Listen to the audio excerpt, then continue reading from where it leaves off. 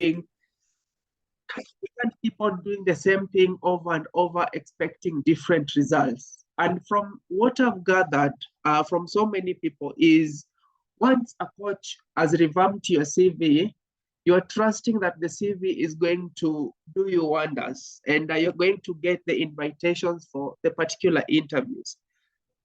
But that is not the case because just the CV alone, yes, it might open the door for you, but you need to put in the work. You need to put in the work. You need to find a way of presenting yourself maybe out of the CV so that you get invited for those particular interviews. In most guys that we've talked with, for instance, if I have a CV, the only thing that I can edit majorly is my cover letter to match the job description. But from the CV, I can use the same CV that I have to apply to every job. And so many people have asked me questions. So does it mean that every time we apply for a job, do we need to keep on editing our CVs? Do we need to keep on changing things here and there? Yes, that is my feedback because every job has unique job description. And for you to stand out, especially when it comes to the time of selection, let's put all other factors constant and assume that the selection process is free and fair. Kindly, if you've joined, asking that we mute your mic. So assuming that the selection process is fair, you will find that if you match the job advert to that you're applying to, it will be very easy for you to get the job. But before we talk of how do you match the CV to the job advert, allow me spare some few minutes just talking about the CV and what exactly makes a good CV. I know we have trusted so many career coaches, different career coaches to do our CVs. And one thing I've found is most of us value a CV that looks smart, especially when it comes to the formatting. So most of us think that if I have a CV, maybe which is formatted in blocks, that is going to guarantee that I am going to get that job. I've had people also insisting that I want a one-paged CV, hoping that the one-page CV is going to make it easier for them to get a job. At the end of it all, what matters most is how well do you present yourself using that document that you have. You realize that when you're asked, maybe when somebody asks you who you are, some people will take like 5 minutes to express themselves. Some people will take 2 minutes to express themselves. And some people can take even 30 seconds to clearly tell who they are. So at the end of it all, what matters the most is if I get a hold of your CV, am I able to answer this particular question? Number one, is this the right candidate for this job? Number two, does the candidate have the qualifications for this particular job? Number three, and how, like, does the candidate maybe possess the relevant skills for this job? And if that is the case, have they demonstrated in a way that I don't have to call them for them to explain to me what they have been doing? And you've realized that, and this is also something that I've noted, when it comes to the kind of CVs that we have, you realize that most of us, like we have to, the JD that you are given, we copy paste the job description and include them in our CV. Remember, you are not applying for a job, but you are asking someone to give you a job. So when it comes to presenting the duties and responsibilities, you need to present them like in the first person singular, in that you talk about what you've done, not what you were expected to do. That is the first thing.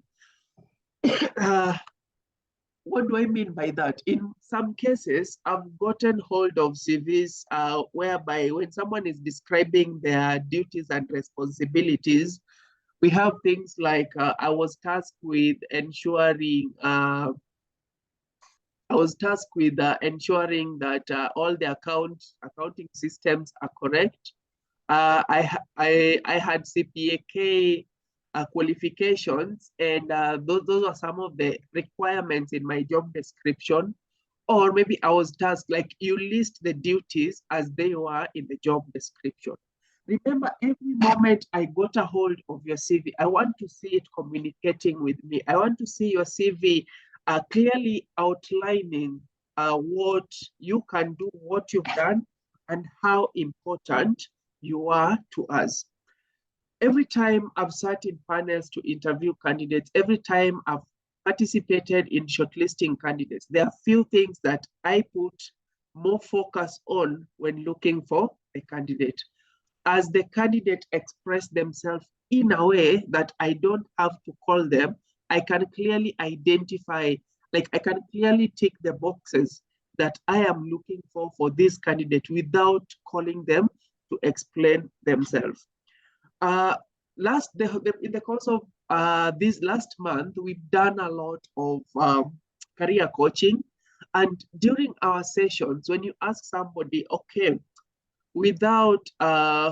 kindly take me through your educational journey, like tell me, this is the question, tell me what makes you unique. What is it that if in a case I had 20 candidates in a room, I would pick you. If I had 20 candidates in a room, I would pick you and leave other candidates. And you realize that what happens is some of us will go ahead and recite what is written on our CV. And what is written on our CV, for instance, I have been working for this organization. I have maybe 10 years of experience, and this is what I've been doing for different organizations. But at the end of it all, I want to see, how do you fit in my organization? So your CV should be able to tell that. And it should be formatted in a way that, kindly, if you've joined, I'll kindly ask you to mute your mic so that we don't get to interrupt others as we listen in. So from the beginning, what should a perfect CV have? Number one, a perfect CV should have, a perfect CV should have your name, your contact details. And when I talk about contact details, ensure the name is clearly spelled, and your contact details, that is your phone number, your email address. And it's always also very important that you include your LinkedIn profile, because in most cases, for instance, the talent search or these particular agencies, when they want to eliminate other candidates, they rely on their LinkedIn profile. So if you put your LinkedIn there, it becomes easier for them to search for you and get to know you better.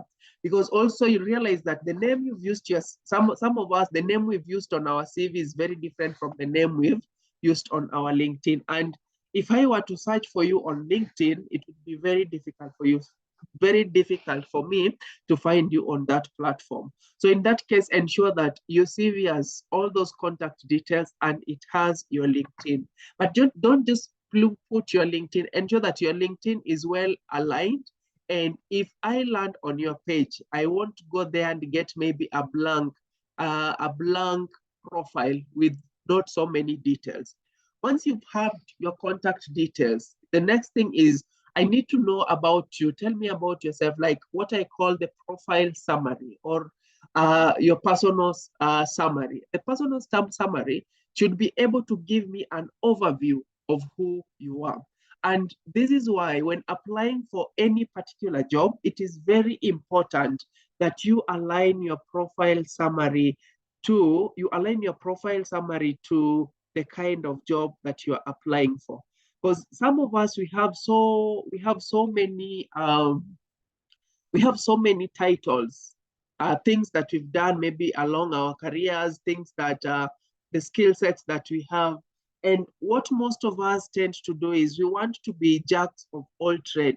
We want to showcase to these people that yes, we've done everything and we can be able to do everything. So as you list everything that you've done, you realize that you're minimizing your chances, because I'm looking for a specialist who can help me with A, B, and C. Once you've done your profile summary, let's say, for example, you're applying for a business development officer or a sales specialist position. Articulate your profile summary to align with the sales and marketing, like the sales position that you're applying for. And how do you do this? You do this by telling it in a story format, because during my sessions, one thing I've also noticed is when we talk about tell me about yourself and maybe the career wise, you realize that we will go on reciting things that are necessary, things that I can find on your CV and make that decision. When it comes to that, tell it in a way that somebody can tell that you are sure of what you are talking about. For example, you can have a CV, maybe my name is Kelvin Waga. Kelvin Waga, currently working with organization Possibility Digital Coach Kelvin Consultancy, where I'm tasked with duties of doing A, B, C, D, and E. I have performed well in my duties at organization Z, Y, and T, and I'm looking forward to getting maybe a greener pastures, or I'm looking forward to maybe changing my career jobs. That is number one. Or number two, I can say my name is Coach Kelvin Waga. I am a sales and marketing stroke career specialist with over 10 years of experience. I excel in crafting content, and I excel in maybe helping business people and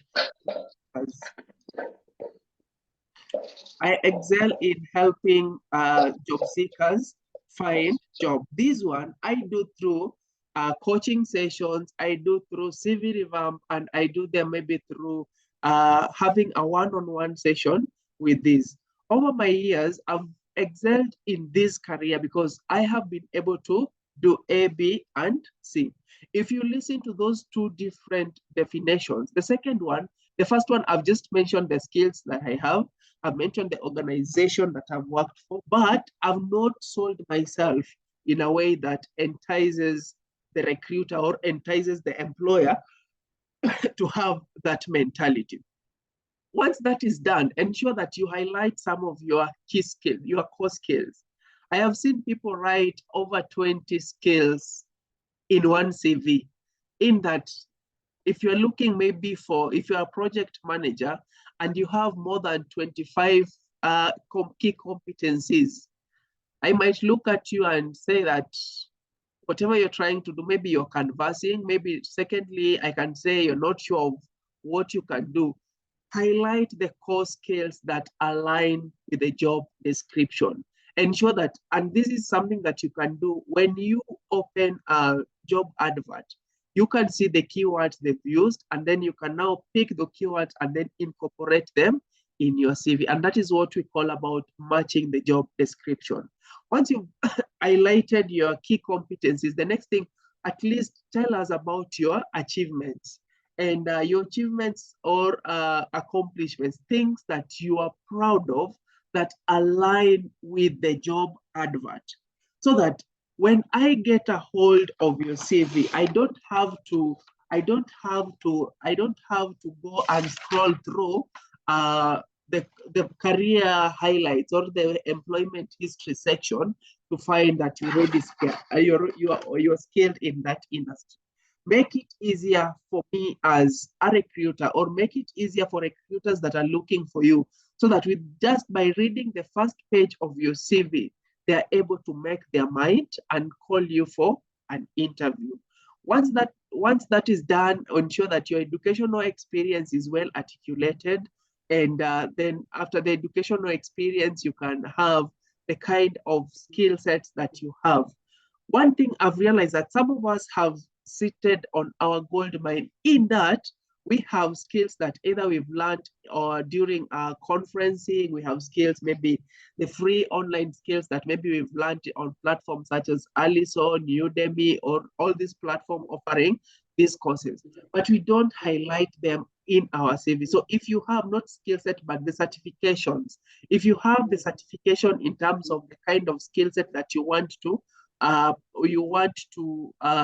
you're applying for, it will give you competitive advantage because it will show that this person has put in the work and he or she has opened the gap in that now they are giving themselves maybe room for development. And that once you have that, if you have any projects that you worked on, and then now you can have your referee. So that when I look at your CV, I'm able to formulate the kind of persona presented on that particular CV. So that being said, I want us to jump straight to what you are supposed to cover today. If we've joined, I'll ask that we kindly mute our mic. To our visitors, if you've joined, kindly mute your mic so that I don't go back and forth muting us.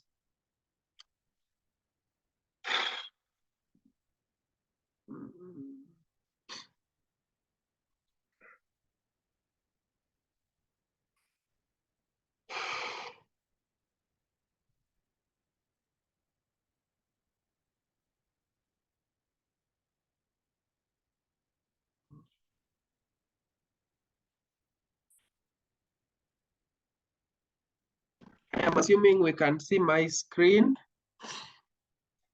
So the purpose of this presentation is to help job seekers gain an understanding into the job hunting in this competitive environment. So we are going to talk about the useful practical advice on how you can market yourself and become the ideal candidate for the employer. So upon completion of this presentation, one should know how to make an immediate impact with your CV. Number two, you should know the key format and content for your CV and cover letter. And number three, you should know how to prepare for an interview. Then finally, you should know how to uncover essential interview techniques. I'm hoping that the time will allow us go through this. I'm hoping that the time will allow us to go through all that so that we can get to learn everything there. So just like I've said, you know, some of us, we say we apply to so many jobs, but we don't get invited for an interview. So what could be some of the reason as to why you spend a lot of money, pay career coaches, but still you don't get invited for that particular interview? Number one, today's job market is very competitive. And if you're not willing to go an extra mile, you realize that people will always surpass you. These nitty-gritties, they're small things that we keep on talking about. How you need to improve on your CV, how you need to present yourself, how you need to, and the kind of formatting, and then presenting your skill set as an expert in that industry. Number two, the employers are looking for people who can add value in their organizations. And one thing I've noticed with some of the people I coach is they're waiting for that opportunity to be invited for an interview to express or explain or elaborate to the employer how they are good at what they do.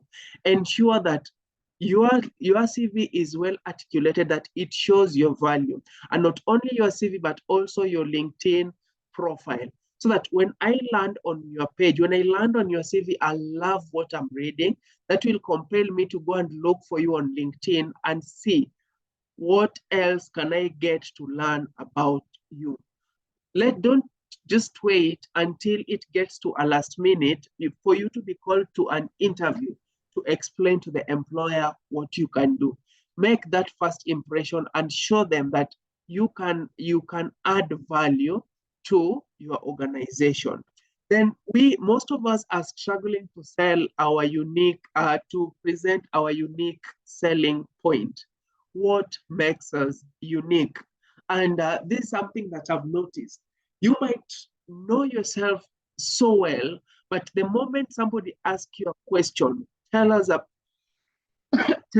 about yourself, you realize that you're struggling and you even don't know what to say. And I've seen people reciting their CVs. I've seen people maybe taking the employers through through their CVs, the companies they've worked for, the education qualifications they have, and maybe the skills that they've learned along the way. Your CV should be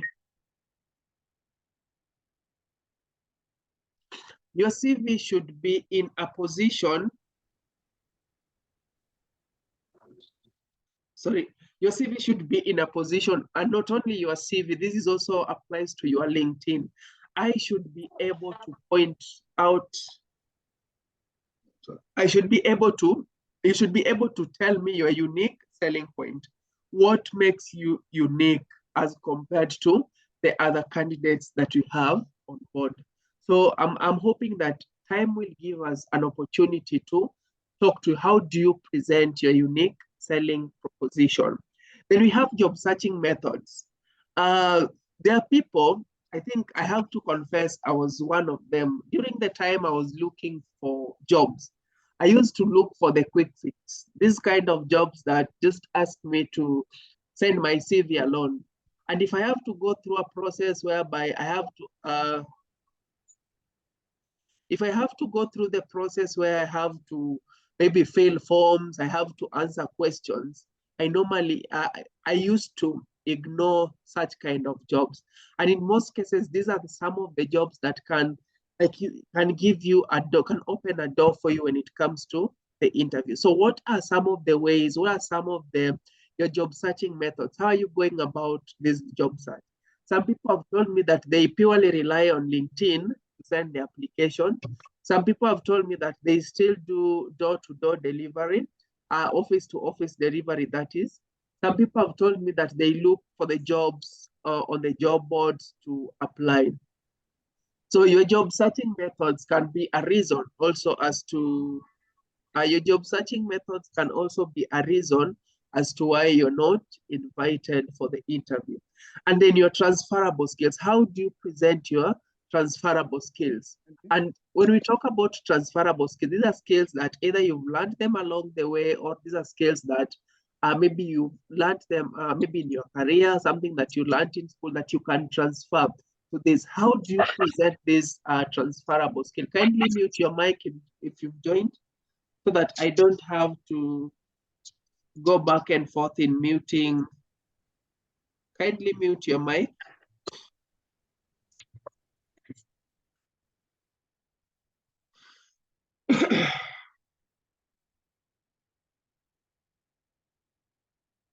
Okay, we can proceed. And then strong references you can also increase your chances of getting an interview. One thing I've been doing randomly for the people I revamp the CVs for, sometimes I just do a random call to the reference that you have on your CV just to find out what could these people say about you. And one interesting thing that I've found is some of the references that we put on our CV, they, like one instance, I had to call a reference to find out about a candidate I was revamping the CV for. And this person was like, that party person X used to be a joker. She wasn't serious with the kind of job that she was doing, and she could not. And the person told me bluntly that she cannot recommend the person for that particular job. And you realize that in most cases, these are the people that we put on in our CVs, people who have maybe bad bile with us, people who have bad blood with us. So ensure that the kind of references that you put on your CV are people who can speak positively about you. So job search and the job seekers. Number one, what are some of the things, what is the process of the job search, and how can you advance your skills? Number one is, you need to look for these jobs, and there are several avenues of looking for this particular job. Number one, you can advertise your CV. You can maybe write a letter. You can advertise your CV. you can look for this job maybe through the job boards, or you can just search on Google to find this job, or use the platforms such as LinkedIn and Facebook to get this particular job. Once you've applied to these jobs, what happens is now you get invited for an interview. This interview can cut across something like maybe the screening interview, the first the first interview, all the way to the final interview. And once that is done, what happens? You're given the job. You're given the job offer. After being given the job offer, you're given now the task and responsibilities that you're supposed to do in that job. When that is happening, you should be able to know yourself. You should be able to know exactly how do I sell myself to the potential employer, because that is what will make it or break it for you.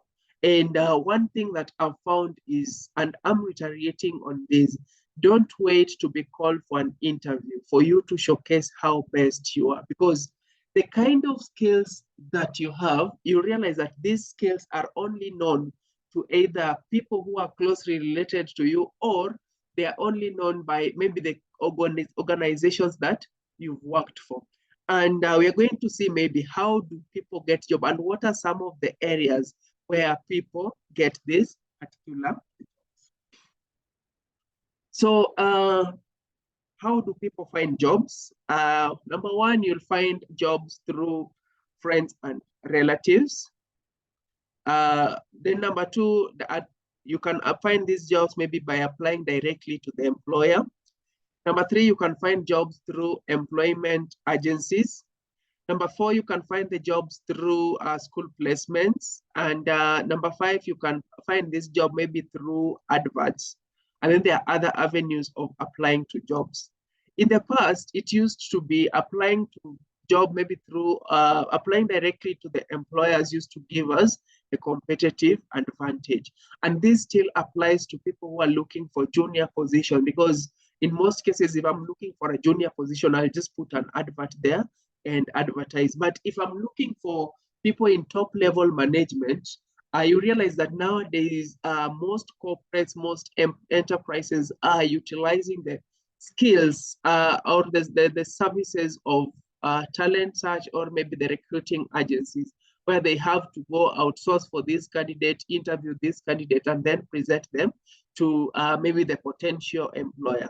And in that case, if I were an employer and I'm looking for you, you need to make it very easy for me to find you, and you need to make it very easy and fast, so that to convince me fastly of your potential. And we are going to see along this presentation, how can you do that so that you stand a chance of being called for an interview. So for you to, what are some of the job hunting kits that you should have?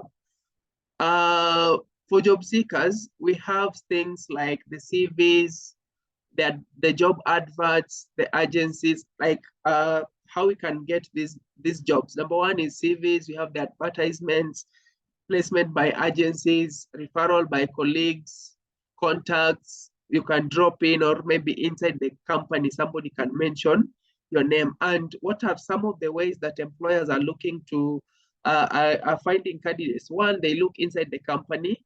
They get referrals from colleagues. Maybe some people dropped in their contacts, or maybe through the job adverts.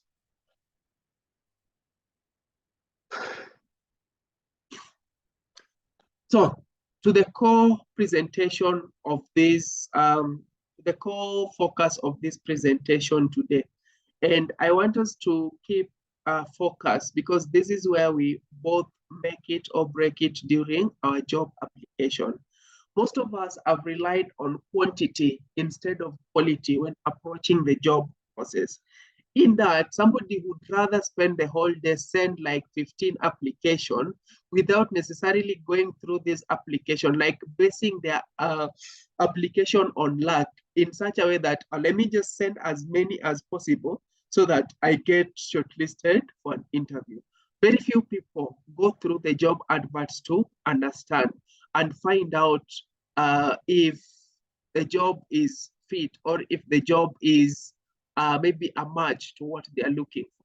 every time you want to apply for that position, I would advise that you can spend like 1 week and apply for 5 jobs. And the 5 jobs that you've applied for is something that you've done your due diligence, if something that you've gone through the job advert, you've understood what they're looking for, and then you've gone through your CV and seen your CV is a perfect match.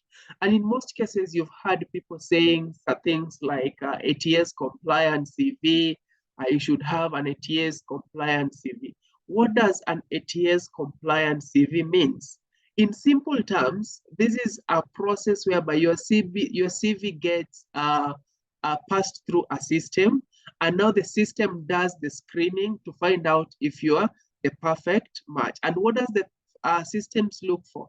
These are just the commands that the person, maybe the person doing the shortlisting, goes through and maybe say, look for a candidate that has 6 years experience, look for a candidate maybe that has an experience in field A, B, and C, and then look for a candidate that has this kind of soft and transferable skills. So when you get hold of a job advert, take your time, and even if it's possible, if you can maybe copy it into a Word document, or if you can print it, just get to find out some of these details. And what are these details? What exactly is this employer looking for in this particular candidate? And once that is something that you can easily find on the duties and responsibilities section, or you can find it in the qualification sections. Cross the keywords that will match and that will match and align with the kind of job that you are applying for. Once you've listed all these keywords, and then now go to there are these places where they say somebody with maybe this kind of certification is an added advantage, or maybe somebody who can speak French is an added advantage. Once you get to that section and you realize that you tick some of those boxes, that is now what you should do. That is now what you're supposed to use to write your own profile summary. So that when I'm reading through your profile summary, I can clearly tell, oh, this is the person, this is the person, this is the person. So by the time I'm calling you for an interview, I've already 40% made my mind that you're the best candidate for this job. So ensure you highlight the keywords in terms of the skill sets that they are looking for, in terms of the qualifications that they are looking for. And then once you've highlighted these keywords, now bring them to your CV. Start with the profile summary sections. Ensure you populate these keywords on that particular section. And then when it comes to the skill set, list most of the skills that they are looking for, list it there so that at least they will appear, or the system will automatically pick these keywords. And then on your key accomplishments, when it comes to key accomplishments, you can rewrite the key accomplishments or the achievements based on the job advert. I think in the course of time, I'm going to share the job advert, and we're going just to analyze to see how can you go about it, how can you handle it. But you need to write the key accomplishments so that when the system is going through your CV, it gets that you're the perfect candidate. That is why I was saying you'd rather spend more time on understanding the kind of jobs that you're looking for, and then you ensure that the kind of CV that you have align exactly with whatever the employers are looking for. One challenge I've seen is I might have applied for a job for 7 years, for 5 years, for 3 years without getting employment. I understand we have different reasons for applying for this particular job.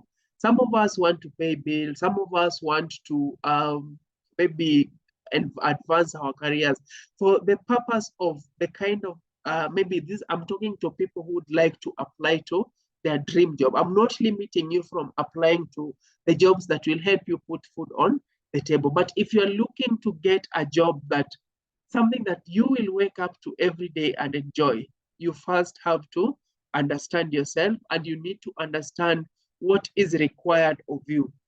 Once you have those two details, you match them together, and then you get now to present a candidate that is ideal for that particular situation. When it comes to duties and responsibility, very few people goes are down there to check what are some of the things you did. Because if I can find this on the first page of the document, I don't need to go duty by duty by duty to check. Why have I stressed on that? Why have I stressed on that particular point? Because some of us believe that if the duties that they are looking for are reflected on our past, how do I call it? Our past duties, like our past roles, these people will automatically see. For instance, I'm applying for the position of senior accountant. They are looking for somebody maybe who was a tech savvy in terms of the tools such as SAP, ERP, and all such kind of stuff. They can scroll down, read everything through my CV, go to the employment history section and find these things for themselves. Make it easier for the employers to find everything on the first page. And if you've been following, you realize that most of the success stories that we've been getting is, yes, coach, you revamped my CV and I was able to get this particular job. This is now what we ensure that once we've understood what you're looking for, now we profile the particular CV to match what the kind of jobs that you're applying for. And then we take you through the process of how do you utilize these CVs? Because some of us, yes, you've done my CV, the CV is perfect. Now, how do I use this CV to get these jobs? We go through, and this is why we have like the Sunday session or a one-on-one session to help candidates. Maybe you just find how do you navigate the job search. If you approach the job search as you used to do Kitambo in the past, whereby you'll find that you just send the application where you have a template cover letter and you have your CV. So anytime you get a job, what you change is the employer's contact details and the date, and then you send it as it goes. You might be lucky in most instances, but if you want to be very serious in getting this job, you need to put in the work and you need to be very sure of what exactly you're looking for and how you can utilize those particular skills to sell your unique, to show how unique you are as compared to other organizations. So keyword population is key. Ensure that this particular keyword should appear on the first paragraphs of your CV. I'll pause there, take some 2 questions, and then we can proceed. I'll pause there, take some 2 questions. I'll open maybe the mic to the floor if for some of us who have questions or about what we've talked about, so that we clarify and then we can proceed. Anyone with a question? Or you can write the question on the comment. You can unmute your mic.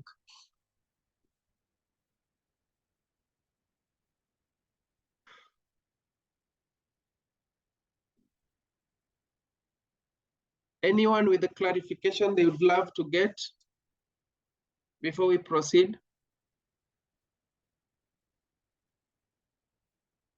Also, you've understood. I like this section today. Everyone, we get things on the go.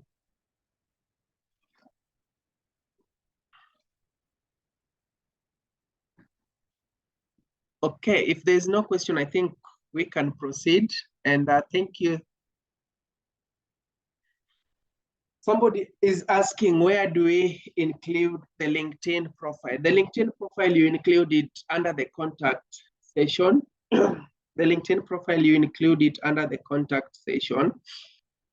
I'm tempted to do something that I rarely do. I think I need just to brush. Let me share one of the CV templates that you've done for someone. Let me share one of the CV templates that you've done for someone. Just give me a second.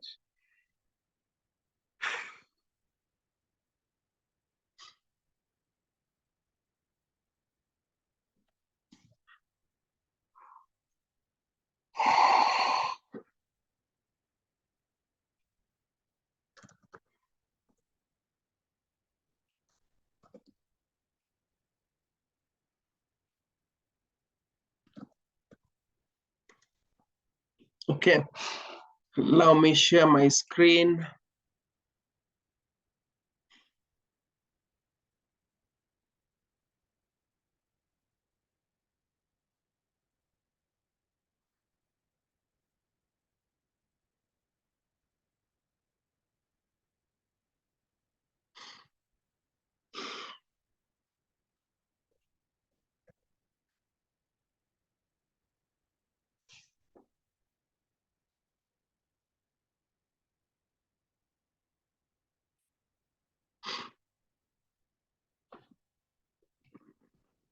Okay. All right. So when I was talking about the profile section, these are the contacts section.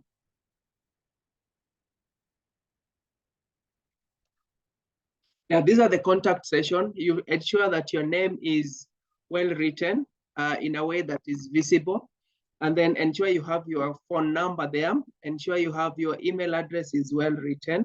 And then now on the LinkedIn profile, you can either put a link, you can write your name. There are several ways in which you can do it. Once that is done, ensure that you have the profile summary, a well-articulated profile summary that highlights in summary what you have. And then under the core skills, like I was saying, you don't need to mention 1,000 of them. Pick the ones that makes you the strong candidate, and then put them in a way that it clearly elaborates what you do.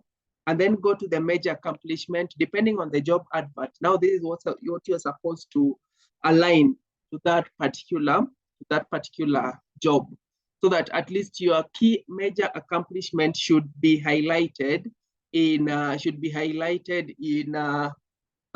a way that it aligns with the job advert.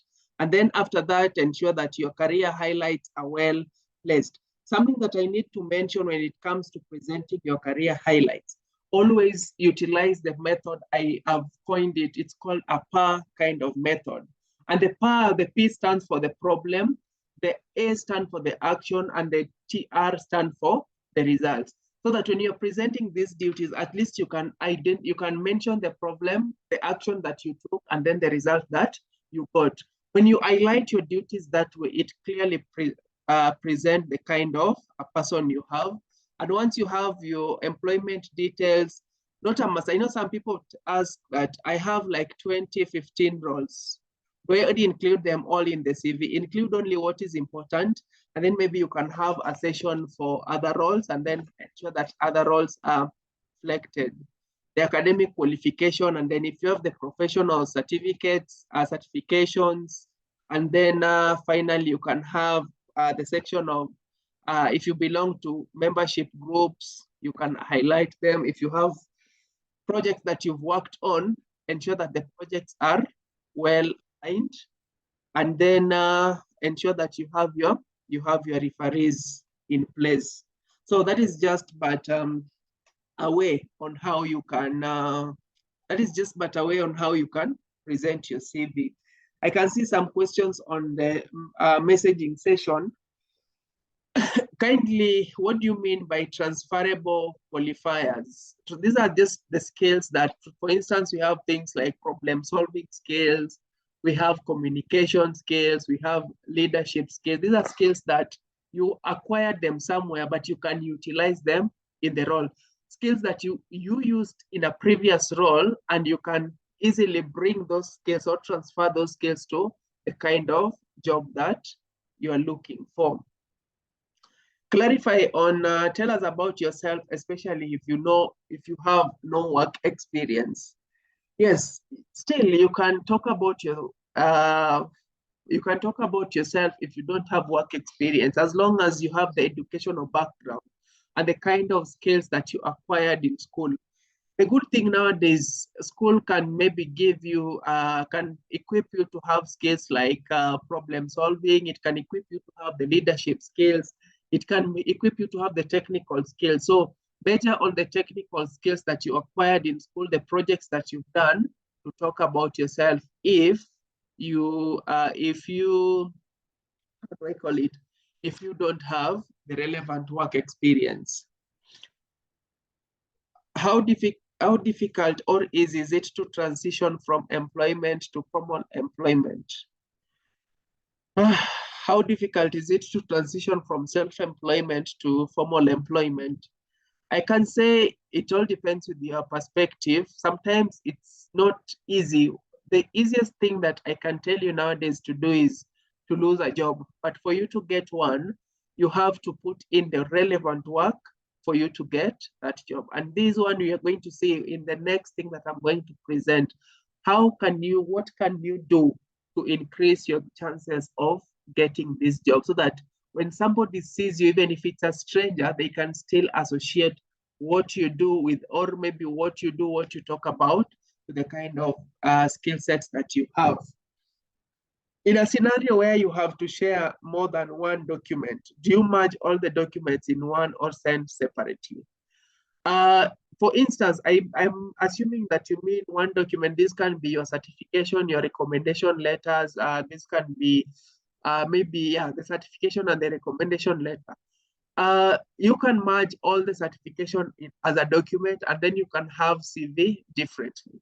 And in a case whereby you've been asked to share the CV, if you share a document, if you share some as one document, you realize it will minimize your chances. But it's always prudent that you share your CV alone with the document, because, for instance, if you share a CV and then with maybe other documents and it's subjected to an ATS system, it might come out as invalid. And what I mean by invalid is they'll realize that the ATS maybe has no capability of reading the kind of the scanned images that you have.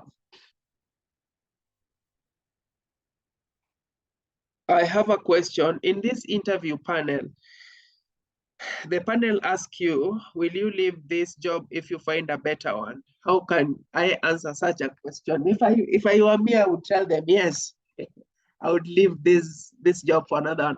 I'm kidding.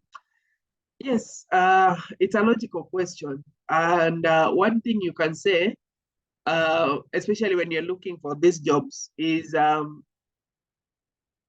one thing you can say when you're looking for these jobs is you're looking for opportunity to grow. If they give you an opportunity to grow, you'll settle, and you might not get distracted. When it comes to remuneration, if you get exactly what you're looking for, you're looking to forge a long-term partnership with a particular organization. So don't give a yes or no answer.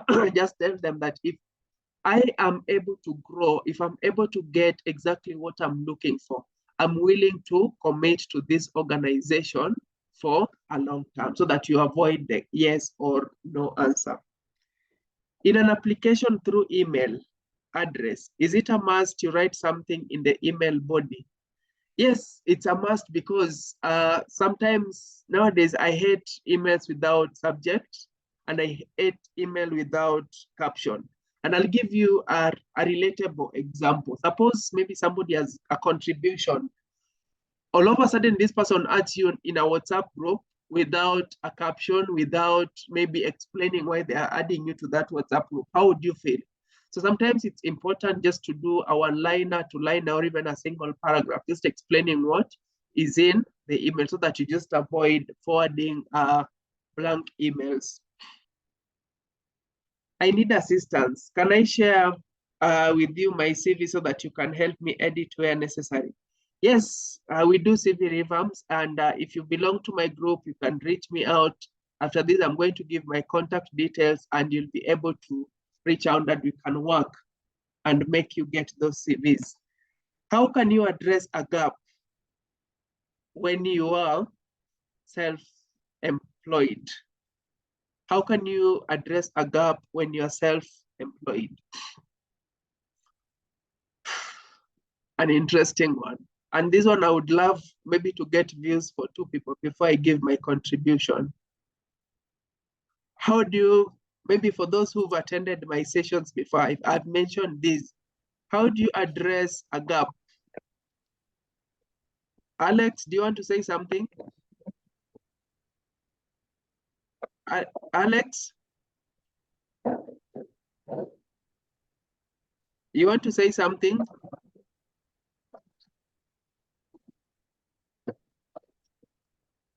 Okay, if you're not saying something, kindly mute your mic. Yes, Charles. Charles Otieno, unmute and speak.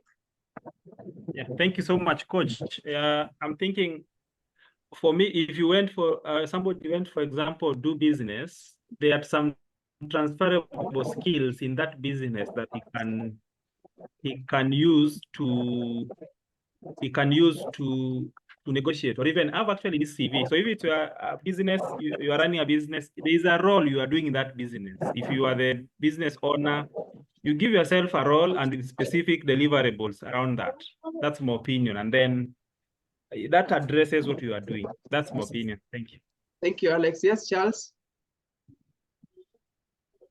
Charles Otieno. It's Charles who was speaking. Charles was the one speaking. Oh, I saw it's like Bosire was speaking.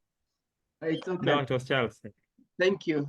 Just like Charles have said, every time if you're not having a job, ensure that you self-develop. And by self-development is get to do things that would propel, that would help you in your career. And this has been made easy by what we call a consultancy, whereby you can just be a consultant. And on consultant, another name for consultants is freelance basis. And when you're doing this, ensure that the skills that would, just like Charles, Alex, kindly mute your mic. The skills that would help you, ensure that at least you capture them in your CV. So number one, you can go the way of consultancy or the projects that you're doing, or a freelance, and then include those skills. Number two, you can identify, you can give a reason of a career break, maybe due to personal or personal matters, or maybe just going to advance yourself, maybe going back to school or something like that. So there are several reasons, but what I would advise you when leaving these gaps, find friends who maybe have consultancy and ask them if you can attach yourself, if you can attach maybe yourself there as a consultant. And then now that will help you reduce your career gap. So instead of telling these people I was not employed, you can tell them, yes, as I was actively looking for a permanent job, I enrolled, or I was consulting with this organization in matters of accounting, in matters of human resource, in matters of customer service. Or you can include your freelance. How can you, okay, I need an assistant. How can I share with you my CV so that you can help me edit where necessary? Adem, kindly, you can email me after this, or you can, I'll share my email address on the section, or you can send us WhatsApp message directly, and we'll be able to get to talk to you. Where do you see yourself in 5 years? This question, sometimes it comes, these people just want to see, is, are you focused, or are you able to tell them you have maybe 5-year plan and what you're willing to do to get there? So where can you see yourself in 5 years is this question. When answering the question, you should align it to the company objectives and maybe rely on the job adverts. First of all, it must be beneficial to you, to both you and the organization. So some people, where do you want to see yourself in 5 years? Some people will go things like, I want a big car, I want a big car, I will want a big house, I will want this and this, without putting the organization in place. I'm looking forward to being one of the directors or one of the senior managers that will help this organization prosper. That is number one. Also, I look forward to developing my skills, in that after 5 years, I should be able to perfect my leadership skills and incorporate my services and help this organization. You can go something like that, but ensure that the answer you give is of mutual benefit to you and to the organization. Don't be self-centered and focus it totally to you. So what if what you've been doing is not related to the job that you are interviewing for. Yes, one thing I've tried telling candidates, especially if you're working and you're not doing the job that you studied in school, ensure during your work, outsource for projects, outsource for work that would relate to things that you did in school. For instance, if you did procurement and you're working as admin, find ways on how you can work together with if their department of procurement, if their department of human resource, so that you bring those aspects to your CV. I've found it difficult for some time, matching, for instance, I can help you match. For instance, if you're looking for administrative jobs, but in most cases you've done the customer service job, I can help you match. But now the problem, I can match it for you, but now when it comes to explaining it yourself, you'll find that you're not very sure of what you're saying. So yes, ensure that any work that you do, if you want to pave your career path towards what you studied in school, and that is where you find your passion to be, spend time and find aspects that relate to that. It will help you when applying for those particular organizations. How do I answer the question? How do I answer the question? Thank you, Adam. I've seen it. I'll respond. How do I answer the question? Why did you leave your previous job? Yes, this question is always tricky, and you have to approach the question with decorum, because this is the point where they call your referees to find out if you are saying the truth. But there are several answers you can give. First, due to you're looking for greener pastures. In greener, you don't have to say greener pastures, but you can say something that aligns with your career.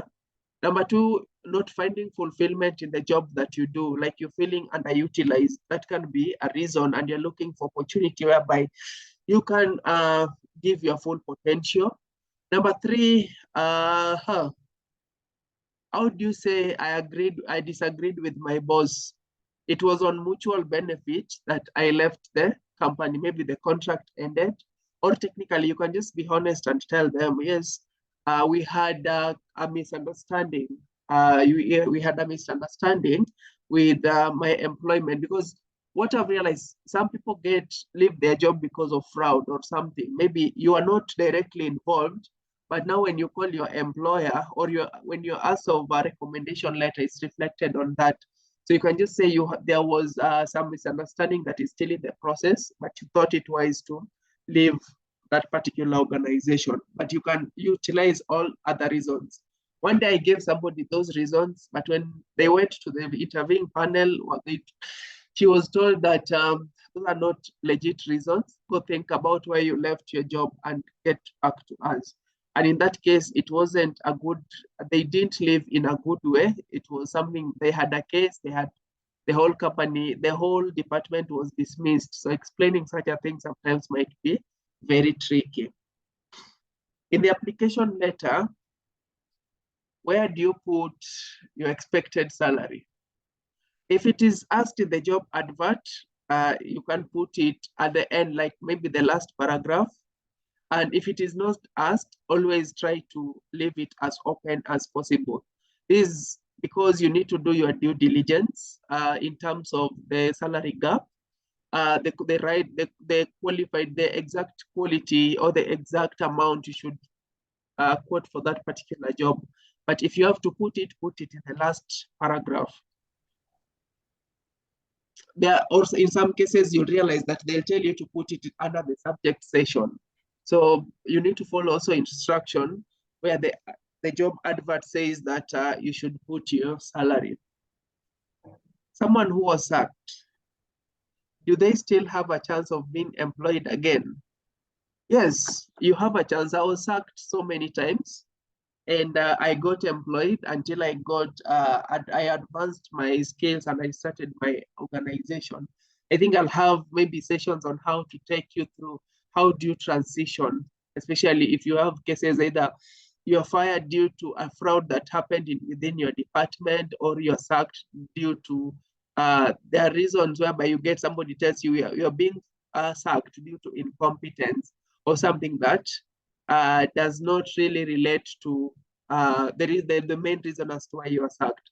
So yes, you can get employment, you can get back your employment as long as you show that you have the quality. Last two questions, then I'll touch the last thing that I want to talk about before we call it quits. Is it okay to put your current remuneration on your CV? Not really. This is salary negotiation is very important. Unless they ask you, you should put it. But if they don't ask you, if there's nothing that relates to that, there's no reason for you to put it there. Is it okay to put? How do I answer the question? What have you been doing since you finished college? Since I had been. How do I answer the question? What have you been doing since you finished college? Since I had been so time. I don't get the question, Faith. Maybe you can re-ask the question. Since I have been so time, you can re-ask the question. Yes, I think we can now proceed to something else I wanted to talk about, which we've talked much on CVs and the cover letters and the keywords. One important thing that will stand out for you is if you put yourself there and convince strangers that you are capable of doing, you're capable of delivering. So the second thing I want to talk about, and then we'll end the session, is your LinkedIn profile. Because this is going to be a make it or break it for you. One thing that we need to notice is I can pay Coach Kelvin to do my CV. I can pay maybe Joanne to do my CV. I can pay James to do my CV. But these CVs, what will convince me that you're the best candidate? The LinkedIn will be a make it or break it for you. For those people who are asking for my number, I've put it under the comment section. For those people who don't have my number, 55 93 26. Okay, for now, LinkedIn will be a make it or break it for you.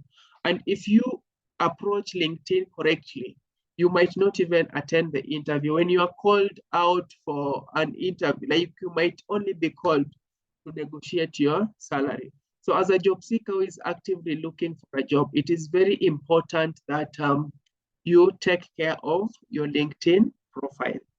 Most of us believe that the moment we have under our profile the banner open to work, and if we've included the duties that we did, we have the education,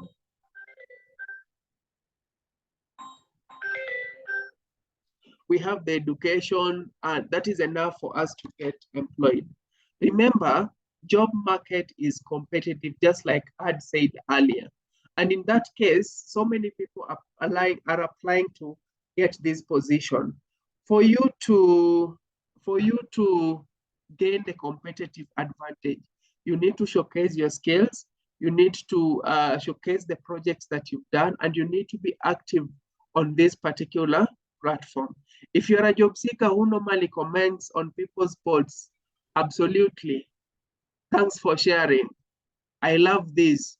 And you expect these people to gain your attention, you need to refigure your approach and see how you're approaching these jobs. Because I can guarantee you that it is very easy for you to get a job on LinkedIn if you know how to utilize that platform correctly.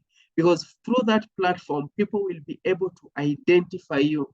And through that platform, if I can identify you with something that you can do so well, either through the comment that you write on other people's posts or the post that you do yourself, it will be very easy for me to get to know you, because through interacting with your post on several occasions, it will be like, I know you personally.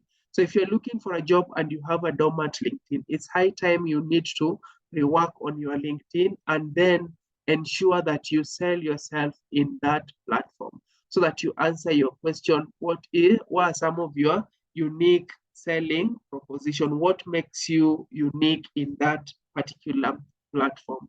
So if you've not reworked your LinkedIn, ensure maybe after this session, every section of your LinkedIn is done, or you can reach out to us and we'll help you work your LinkedIn. And then the good thing is there's something that we've introduced. I think maybe from tomorrow you'll start seeing it, whereby we help you revamp your LinkedIn profile, and then we'll help you manage it for 1 month. And through the 1 month, we'll be coaching you on how to go about it, what to post, and if you're looking for a job, how can you utilize it for the networking purposes, so that the second month you get to know how to maneuver, and then now you can do it on yourself.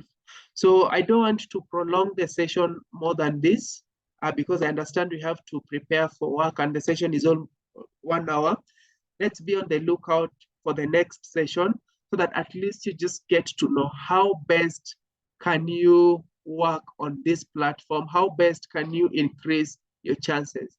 But if you have to leave anything, if you have to leave this session with anything, one thing I would ask you to leave with, it is better to apply for fewer jobs that you put in the work than applying to jobs just for the sake of being called for an interview. The one thing that if you don't track the applications that you make, one day when you get called for an interview, some of us find it very difficult to ask the interviewer, for instance, questions like, what is the job title?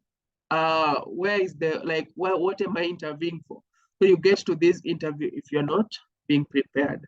But you're working together with, we've been working, I can see some people here in this session that you're working together with through the coaching sessions. You can get to book our coaching sessions. We walk this journey together with you. And at the end of it all, I'm looking to impacting as many people as possible.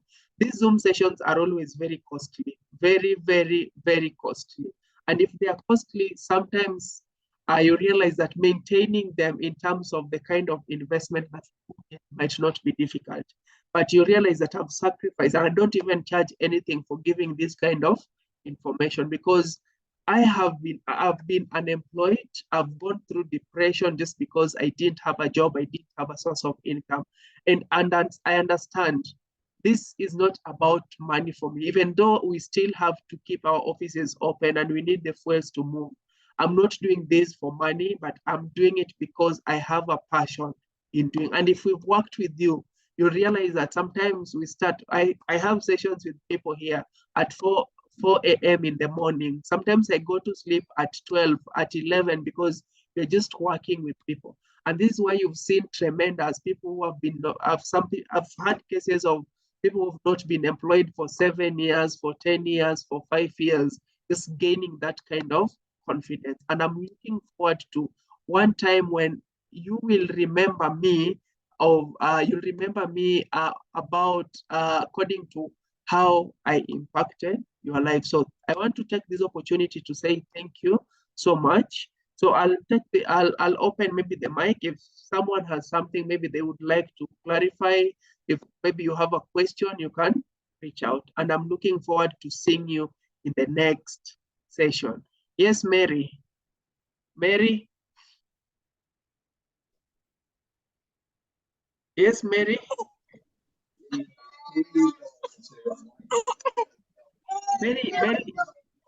Mary, kindly mute your mic and kindly unmute your mic.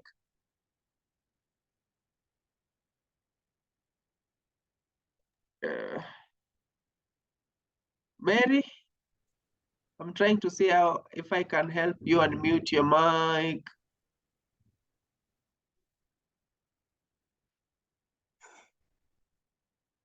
Are you able to mute your mic? Are you able to unmute your mic?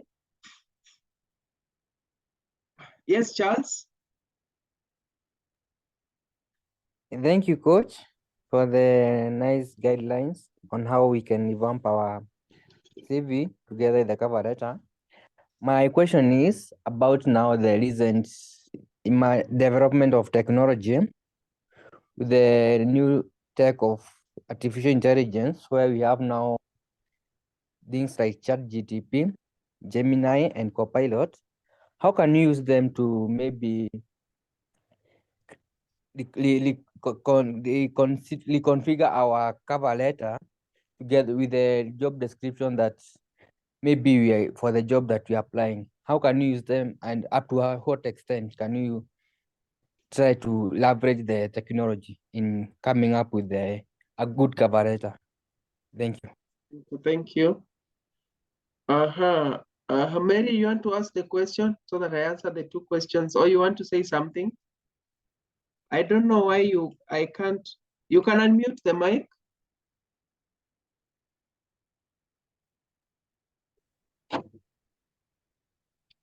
Faith, you want to say something? You can lower down. Yes. Yes, Faith.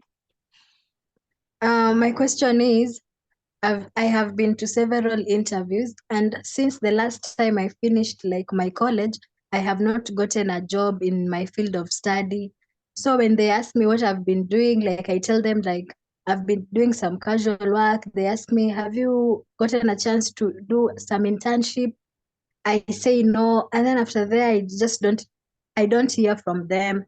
Like what could be the issue, since I also don't have much experience from my field of study. By casual work, what do you mean? By casual work I mean like kazi tu kidogo kidogo yenye natokea nafanya. That's what I mean. And what kind of job are you looking for in terms of your line of study? I'm looking for a quality assurance job, since I have a diploma in analytical chemistry. Okay.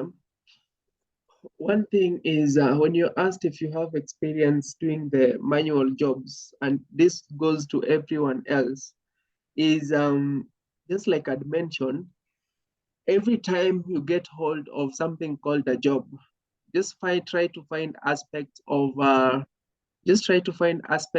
things that align to your work.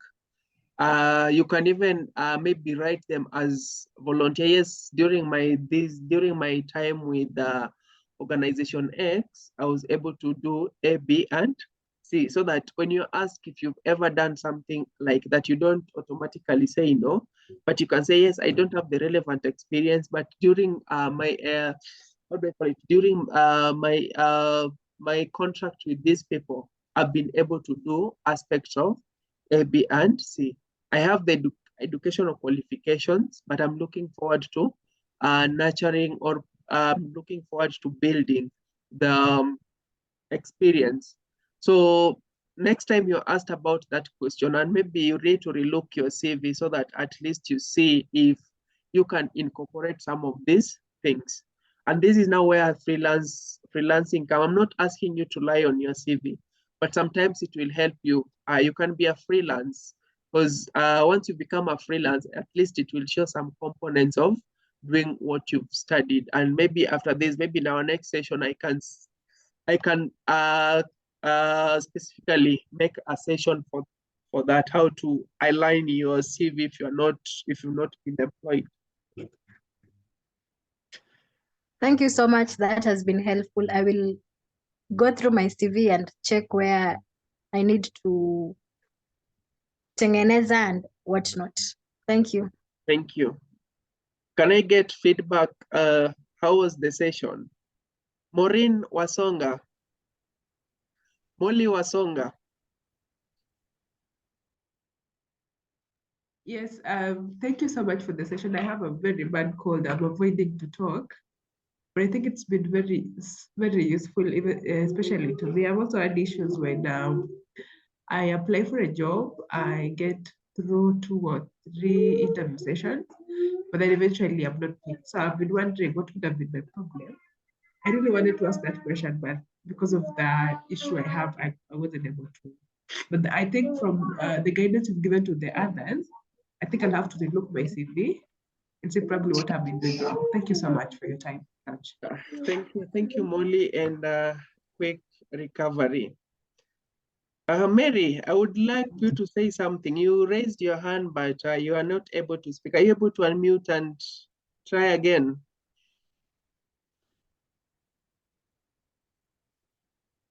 Hello. Yes, yes, Joseph. Good evening. Good evening. Thank you for sharing the wisdom and knowledge, and I acknowledge I have learned a lot in this process. My question is, when you have been invited to an interview about a certain field, because me, I'm just going to graduate then, but I have been going to an interview.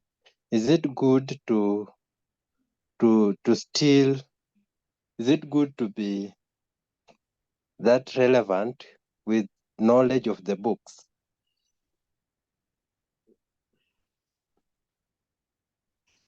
Please pardon your question. There's an interview I attended. Mhm.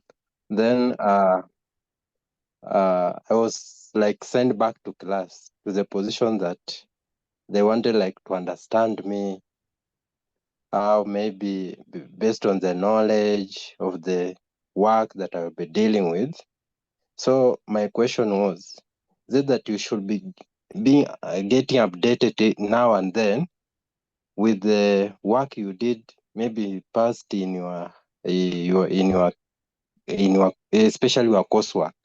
Is it that you should be still be reminding yourself now and then, so that when you are being asked something about it, you are not caught off?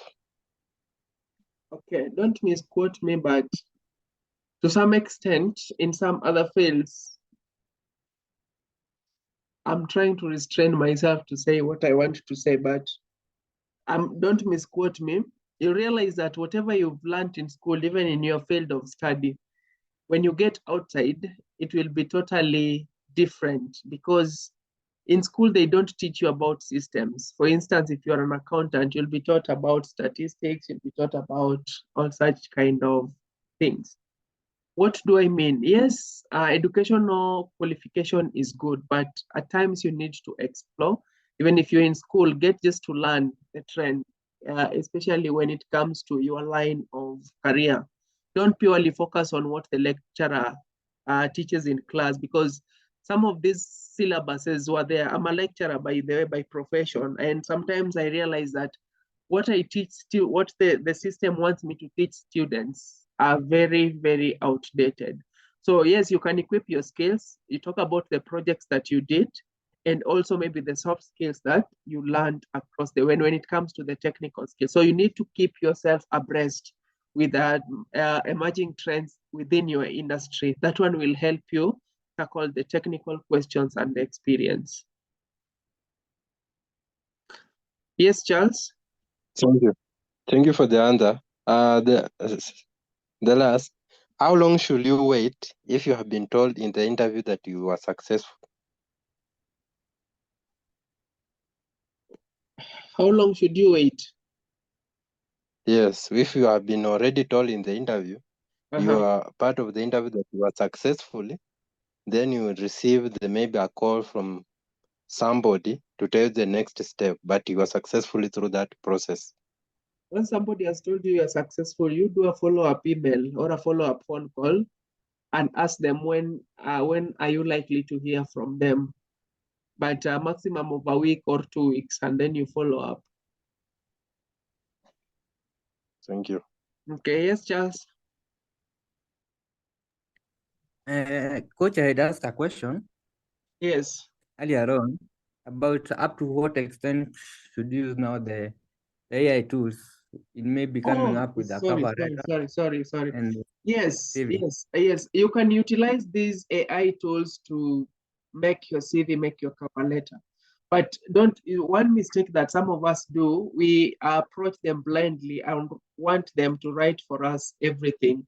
What you need to do is you need to give them commands, because you have the control of what you want them to do for you.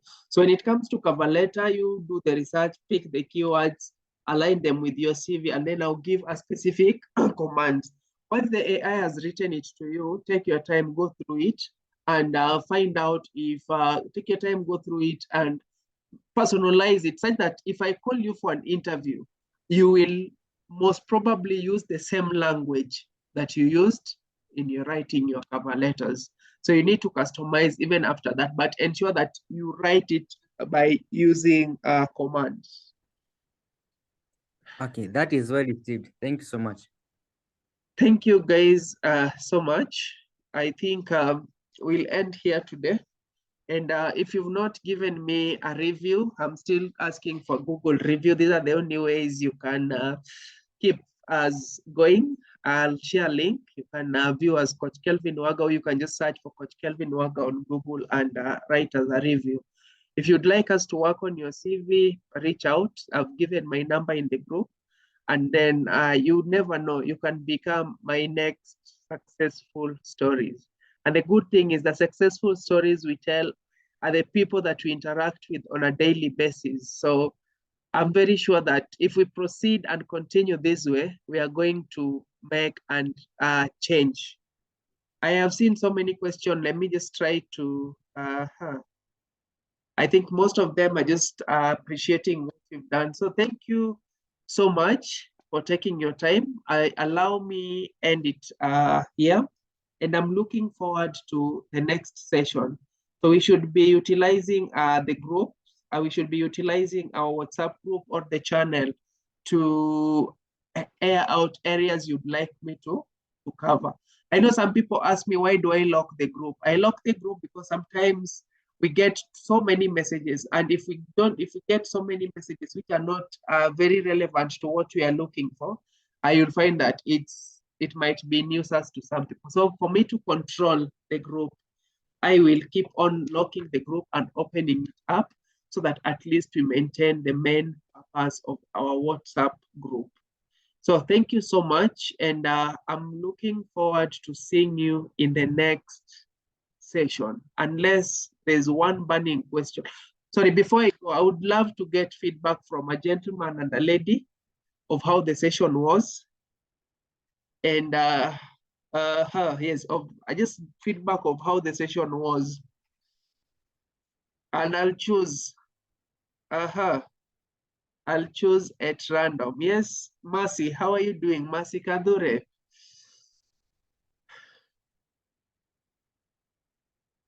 Yes, Mercy.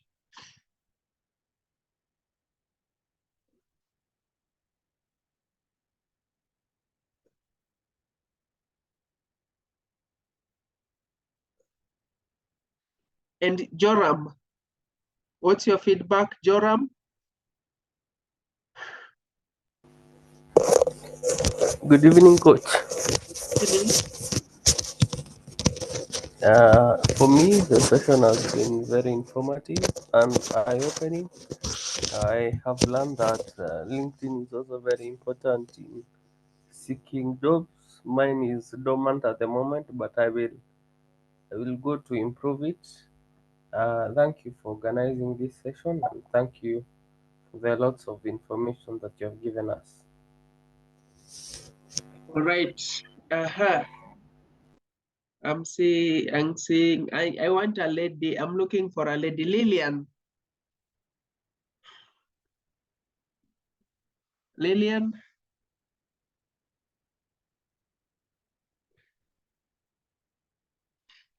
Any volunteer, a lady? I know sometimes it might be difficult to unmute our mics. How can we join the WhatsApp group? I'll do a post, my next post, I'll put in the WhatsApp link and you can join it from there. All right, guys, can one person close for us with a word of prayer?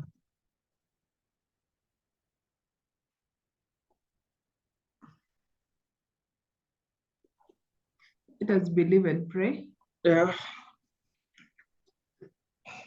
Father in heaven, thank you for this evening. Thank you for the session that we've had that's been taking us through, Lord, on how to get our CVs ready for our new jobs.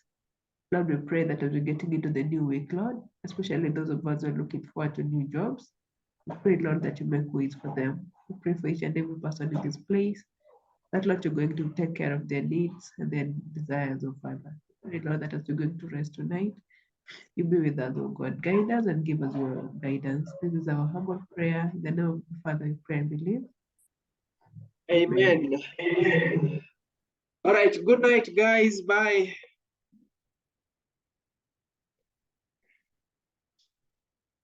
Remember to Good share the night, WhatsApp everybody. link.